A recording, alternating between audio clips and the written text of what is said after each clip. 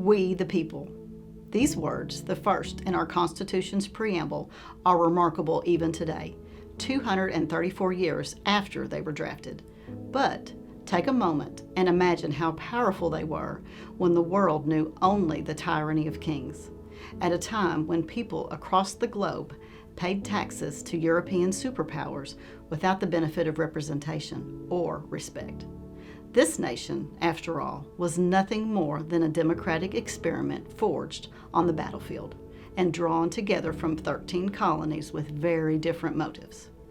The delegates who convened the Constitutional Convention on May 25, 1787, were initially sent just to revise the Articles of Confederation. However, they quickly rejected the idea, favoring a more unified approach than the states-oriented articles offered.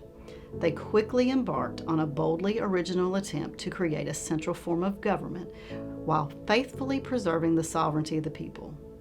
Throughout the summer months at the convention in Philadelphia, delegates from 12 states debated the proper form such a government should take.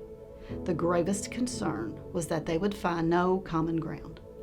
George Washington put this into perspective when he said, "I can foresee no evil greater than disunion." However, instead of failure, the Constitution's framers worked a wonder, a 4-page document that, in the words of Alexander Hamilton, was truly a bundle of compromises. The result of their efforts was a watershed moment in the history of not only our nation, but also the world. The Constitution ensured that our nation would be governed by the rule of law rather than the whims of one individual.